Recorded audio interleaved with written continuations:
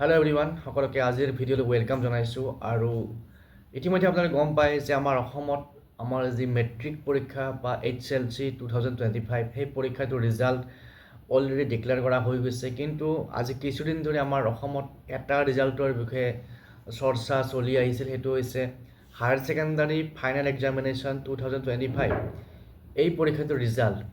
আৰু আজিৰ পৰা কিছুদিন আগত আমাৰ অসমৰ মাননীয় মুখ্যমন্ত্ৰীয়ে কৈছিল যে যিটো আমাৰ HS ফাইনেল ৰিজাল্ট এপ্ৰিল মাহৰ লাষ্টৰ ফালে দিয়া কথা আছিল।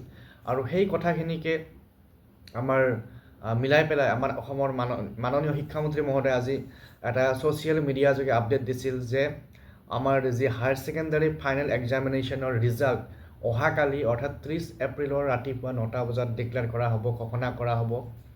আৰু যিসকলে এই পৰীক্ষাটো দিছিলে তেওঁলোকক মোৰ ফালৰ পৰা অল দ্য বেষ্ট জনাইছোঁ, শুভেচ্ছা জনাইছোঁ আৰু আশা কৰিছোঁ তেওঁলোকৰ ৰিজাল্ট খুব ভাল হ'ব।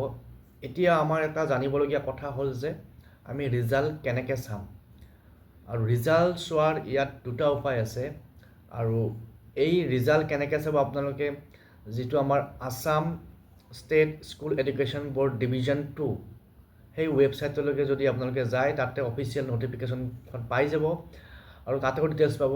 আৰু তাৰ লগতে মই কৈ আছোঁ আপোনালোকক দুটা উপায় অৱলম্বন কৰি কেনেকৈ ৰিজাল্ট চাব পাৰিব।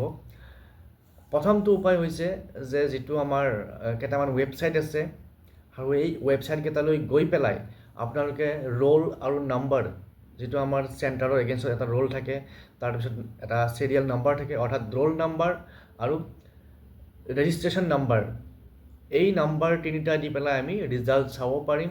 আৰু ৰিজাল্ট কোনকেইটা ৱেবছাইটত পাব মই ৱেবছাইটকেইটা কৈ আছোঁ। প্ৰথমতে আছে যিটো আমাৰ ahsec.assam.gov.in, অৰ্থাৎ আমাৰ আছাম হায়াৰ ছেকেণ্ডাৰী এডুকেশ্যন কাউন্সিলৰ যিটো ৱেবছাইট, তাতে পাব। Secondly assamresults.in, Assam job alert, তাৰপিছত আমাৰ India ৰিজাল্টছ.শিক্ষা, schools9.com, iresults.in, iresults.net, vidyavision.com, zagranjosh.com, ndtv.com, indianexpress.com, এইকেইটা ৱেবছাইটত আপোনালোকে ৰিজাল্ট চাব পাৰিব। আৰু ৰিজাল্ট চাবৰ কাৰণে কি লাগিব ক'লোৱে, কিন্তু ৰিজাল্ট চাব পাৰিব আপোনালোকে ৰাতিপুৱা 9টা বজাতহে। তাৰপিছত নেক্সট আৰু কেনেকৈ চাব পাৰিব, এটা এপ আছে, এণ্ড্ৰইড এপ, যিটো এপ আপোনালোকে প্লে ষ্ট'ৰৰ পৰা ডাউনলোড কৰিব লাগিব। আৰু এপটোৰ নাম হৈছে উপলব্ধ, UPOLOBDHA, উপলব্ধ। এই এপটো, এণ্ড্ৰইড এপটো আপোনালোকে নিজৰ মোবাইলৰ প্লে ষ্ট'ৰত ডাউনলোড কৰিব। আৰু ডাউনলোড কৰি পেলাই তাতো সেই যি আমাৰ ৰোল নাম্বাৰ আৰু যিটো আমাৰ ৰেজিষ্ট্ৰেশ্যন নাম্বাৰ, সেই নাম্বাৰটো দি পেলাই আমি ৰিজাল্ট চাব পাৰিম। আৰু যিটো মাৰ্কশ্বিটৰ ডিজিটেল কপি আহিব সেইটো আমি ডাউনলোড কৰিব পাৰিম। তো আজিৰ ভিডিঅ'ত এইখিনি ইনফৰমেশ্যন শ্বেয়াৰ কৰিলোঁ। আশা কৰিছোঁ আপোনালোকে ভিডিঅ'টো চাই ভাল পাইছে। আৰু যদি ভাল পাইছে চেনেলটো ছাবস্ক্ৰাইব কৰি দিব আৰু শ্বেয়াৰ কৰি দিব আপোনালোকৰ বন্ধুবৰ্গৰ মাজত বা আপোনালোকৰ চিনাকি মানুহৰ মাজত, এনেকুৱা ধৰণৰ শিক্ষাৰ লগত জড়িত আপডেটছবোৰ পাই থাকিবৰ কাৰণে। তো নেক্সট ভিডিঅ'ত আৰু লগ পাম।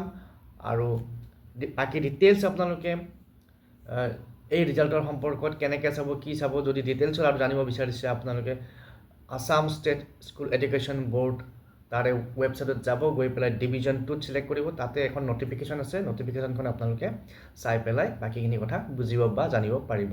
তো পুনৰ লগ পাম নেক্সট ভিডিঅ'ত। Thank U.